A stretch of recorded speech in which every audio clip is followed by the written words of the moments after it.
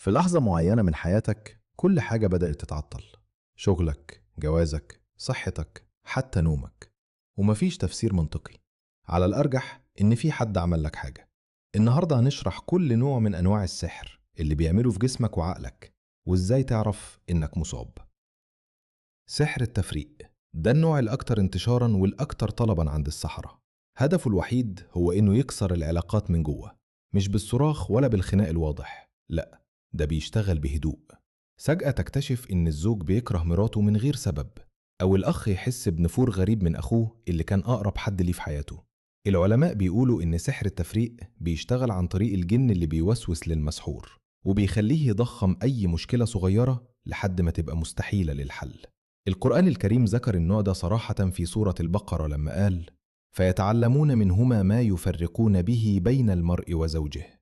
وده دليل إن السحرة من قديم الأزل كانوا بيتخصصوا في التفريق. السحر السفلي أو اللي بيسميه الناس العقدة، النوع ده اللي بيوقف حياة الإنسان بالكامل، مش بيأذيه مباشرة لكن بيحبسه. الراجل يبقى مش قادر يشتغل، والبنت مش قادرة تكمل حياتها، وصاحب الشغل مش قادر يكمل مشروع واحد للآخر. بيحس إن في حاجة مش مرئية ماسكة إيده في كل خطوة.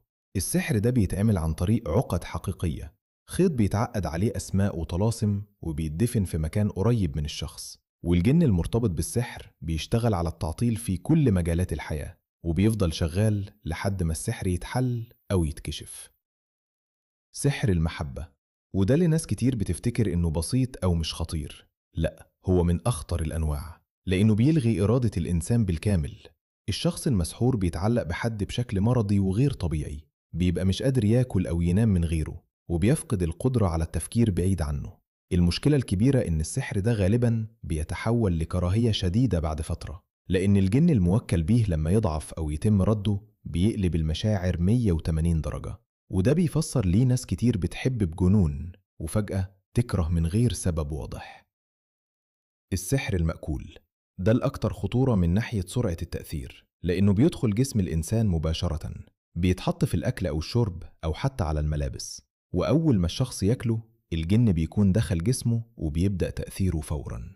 الأعراض بتكون جسدية أكتر، آلام مش مفهومة، ثقل، كسل شديد، وأحياناً أعراض شبه مرض حقيقي، والأطباء مش لاقيين لها تفسير.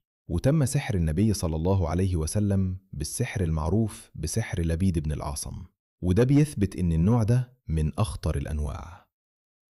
سحر المس، لما السحر يوصل لمرحلة إن الجن يسكن الإنسان فعلياً، ده مش مجرد وسوسة، ده تلبس حقيقي.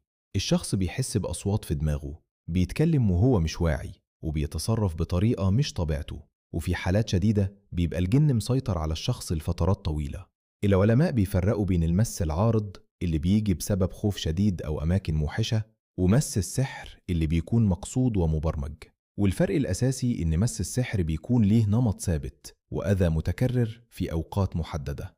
السحر المهلك، وده النوع اللي الساحر بيستخدمه وهو عارف إن هدفه الوحيد هو الموت، مش التعطيل ولا الإيذاء، الموت. بيشتغل على الجسم بالكامل، والجسم يبدأ ينهار تدريجيا من غير مرض واضح. الأطباء بيتحيروا لأن التحاليل بتطلع سليمة، لكن الشخص بيضعف يوم بعد يوم. النوع ده ذكروا العلماء كواحد من أخطر أنواع السحر، لأنه بيتطلب من الساحر يتقرب للشياطين بأفعال كفرية صريحة، وده بيخليه يدفع تمن روحه هو كمان في النهاية. العلامات، مش كل تعب أو مشكلة في حياتك معناها سحر، لكن في علامات محددة ذكرها العلماء. أولها تعطل مفاجئ في أكتر من جانب من جوانب الحياة في نفس الوقت: الشغل، الزواج، الصحة. ثانياً الكوابيس المتكررة، خصوصاً اللي فيها أماكن موحشة أو حيوانات. ثالثاً النفور من القرآن والصلاة من غير سبب واضح. رابعاً الأوجاع اللي بتتنقل في الجسم ومش ثابتة في مكان واحد، يوم في الظهر، يوم في الصدر، يوم في الرأس. خامساً التحسن خارج البيت والتعب داخله، أو العكس. دي مش علامات مؤكدة، لكنها تستدعي الرقية الشرعية عند شخص موثوق. الحماية، والكلام هنا ديني مش خرافة. أقوى سلاح ضد السحر هو آية الكرسي. النبي صلى الله عليه وسلم قال إن اللي بيقرأها كل ليلة قبل النوم بيكون عليه حافظ من الله حتى الصبح. سورة البقرة في البيت بتطرد الشياطين وبتحمي المكان، والمعوذتان بعد كل صلاة درع يومي حقيقي.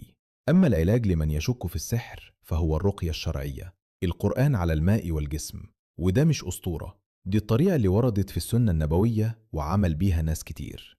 الجن بيخاف من حاجة واحدة بس، إنسان محصن بذكر الله. السحر حقيقي والقرآن حقيقي، والفرق بين اللي بيتأثر واللي ما بيتأثرش هو التحصين اللي بياخده كل يوم.